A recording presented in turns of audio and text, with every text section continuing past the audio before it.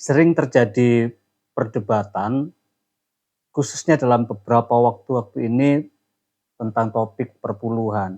Ini sebuah pembicaraan atau sebuah topik yang panas.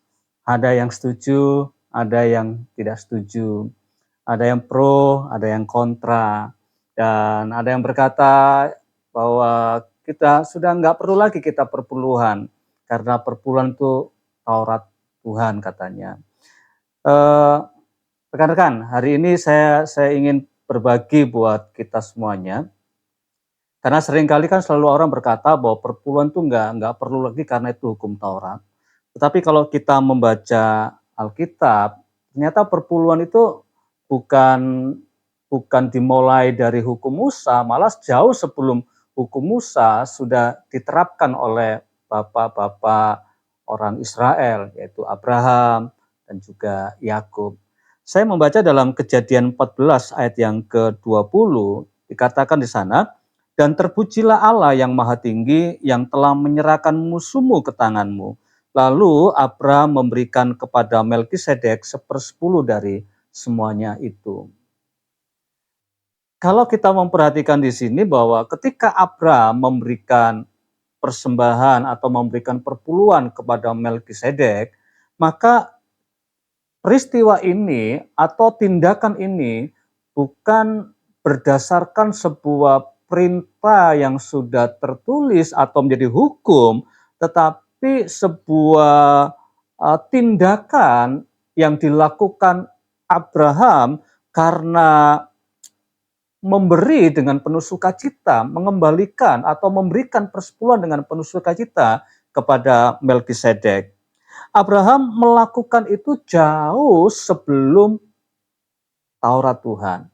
Jauh sebelum Musa menuliskan hukum-hukum Taurat Tuhan. Dengan demikian itu menunjukkan bahwa Abraham melakukan tindakan atau memberikan perpuluhan bukan sebagai tindakan kewajiban hukum, bukan. Tapi melainkan dari hatinya yang mengenal dan tahu siapa sumber berkatnya Tuhan atau sumber berkat yang dia terima, yaitu Tuhan. Karena di sana dikatakan tadi bahwa dan terpujilah Allah yang maha tinggi yang telah menyerahkan musuhmu ke tanganmu. Nah, ketika berjumpa dengan Melkisedek inilah kemudian Abraham mempersembahkan korban persepuluhan. Jadi perpuluhan yang dilakukan oleh Abraham bukan sebuah ritual keagamaan, tapi hubungan. Dia tahu dan dia mau lakukan itu karena untuk Tuhan. Dan ini menunjukkan bahwa Abraham memberikan persepuluhan sebagai pengakuan bahwa sumber berkatnya itu adalah Tuhan. Sumber segala-galanya dalam hal ini secara khusus apa yang dia terima itu dari Tuhan. Ketika dia menghadapi musuh-musuhnya dan mengalahkan musuhnya dan dia tahu kekuatan, keberhasilan itu dari Tuhan. Dan kemenangan ini menunjukkan bahwa bukan karena kekuatannya, karena dia membawa pasukannya tidak sebanding dengan menghadapi raja-raja yang dikalahkan yang telah menyerbu Sodom dan Gomora. Tetapi oleh karena pertolongan Tuhan, Abraham melihat kemenanganku, kekuatanku itu sumbernya dari Tuhan. Sehingga ketika dia memberikan persembahan persepuluhan kepada Melkisedek, dia dapat berkata begini, aku menang ini itu karena Tuhan.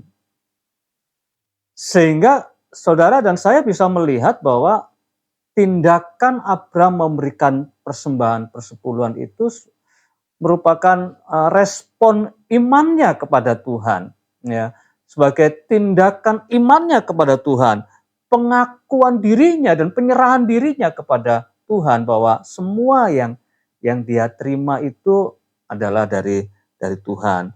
Dan gambaran ini mengajarkan, menunjukkan kepada saudara dan saya bahwa persembahan persepuluhan itu bukan dilakukan sekedar atau hanya sebagai sebuah kewajiban, tapi sebagai respon iman, sebagai ucapan syukur yang ditunjukkan melalui perkataan dan juga tindakan dengan memberi persembahan persepuluhan.